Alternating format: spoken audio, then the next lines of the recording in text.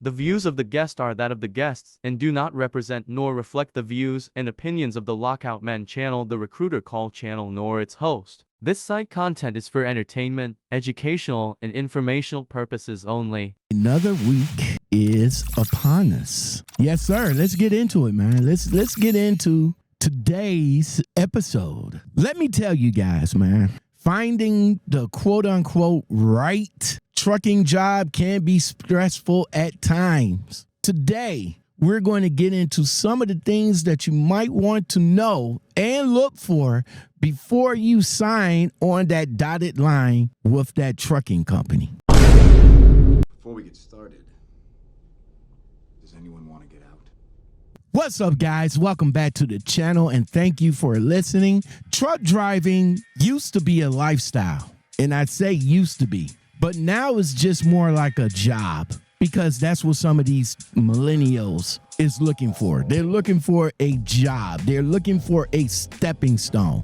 They're not looking for a lifestyle. They're not looking for something to get out here and to stay on the road, be away from their family, be away from their quote unquote lifestyle. They don't want that. They just want a job. They just want something to fill the void until they make enough money till they get something else. Maybe they want to be an entrepreneur. Maybe they want to be a social media star. Maybe something, but they don't want a lifestyle. They want a job. But with long hours on the road, managing delivery schedules, and balancing a personal life, all this makes it one of the most demanding careers out there, and that's trucking. That's why choosing the company that's a right fit for you is so important. And I know a lot of you guys love to come in my DMs, love to come on social media and keep asking the same old mundane question. Lockout, what is a good trucking company out there? Well, with so many options out there, it could be overwhelming for you. And I get it. Some companies promise you the moon, the earth, the stars. But when you get out there with that company and get on the road, it could be a completely different story. Other companies may seem great on paper, but lack the kind of support you need when things get tough. So how do you cut through the noise and find a trucking job that's a good fit for you like a glove? Well, let's break it down today. At least that's what you're here for.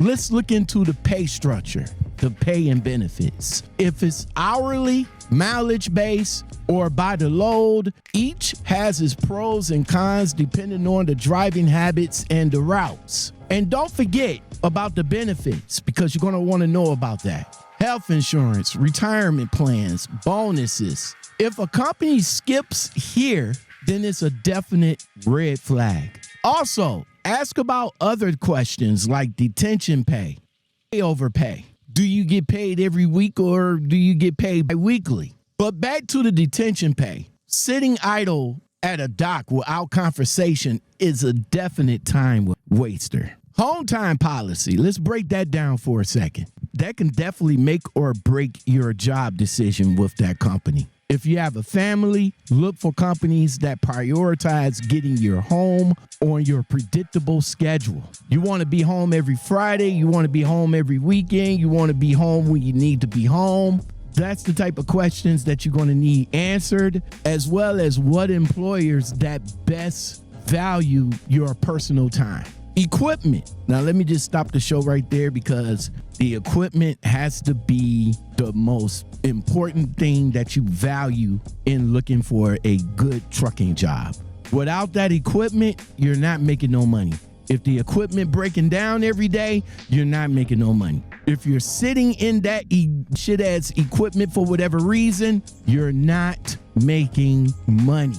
Your equipment is what you're going to make your money from. Check whether the company provides a reliable, well-maintained trucks, and ask about their fleet and how they keep up their trucks. When you drop it off at the end of the week, is it being PM'd every week? Is it being looked at? Is your concerns for the truck, for whatever reason, is being addressed? Ask if the company is investing in new equipment. Like if they got a 2019 and it's already 2025, are you getting new trucks in? Are you getting any more new trucks in? Or are we just going to run this 2019 into the ground? And again, ask about their maintenance. Are they taking care of their trucks? Because a poorly maintained truck isn't just frustrating. It's another red flag to know about that company. Does the company treat drivers with respect? Ask about their company culture. Talk to current and former employees. Now, let me just stop right there because I know I made a video about your coworkers being your ops. With that said, you can talk to the employees before you get into the company. And once you find out if that company is a right fit for you, then you can say, hey, I want to stay to myself and make this work for me. But in the midst of your research, make sure you check online reviews and see if their values align with yours, that what you're looking for into this company. If you feel that this company is supportive and they have a good open communication, if that's something that you're looking for, great. For newer drivers that's coming in, a good solid training program is essential. A lot of these companies got garbage ass trainers, and that's something that you probably gonna have to sift through. But for experienced drivers that's coming in and that don't need additional training, drivers is going to need a company that's going to be behind them when things don't go as planned. A company with a good dispatcher support, that is worth its weight in gold. Because like I always say, a good dispatcher will be a make or break decision for you when you're working for that company. Additional red flags to be aware of is unrealistic promises about the pay. So if they say, hey, you can make up to, and tell you how much you could probably make, and then when you get in there and you find out that it's totally different, that's a red flag. Poor reviews from drivers, but you got to take some of that with a grain of salt, because those same drivers that's giving those poor reviews could be garbage ass drivers. So you just got to sift through which one that you feel is legitimate or not. High turnover rates. If this company is just constantly hiring drivers and drivers is just constantly leaving, that could be a red flag. And vague answers about policies or any other questions that you might have about the company. Listen, if something feels off in the conversation with you and the recruiter, it probably is. And you might want to trust your gut. So, drivers, there you have it. My blueprint, it could be different from everybody else's blueprint for finding your next trucking job. Remember, this is just more about you making money. It's about building a career that fits you and your lifestyle goals. Drivers, you have anything else to add to this list? Leave it in the comments below. Until next time, everybody,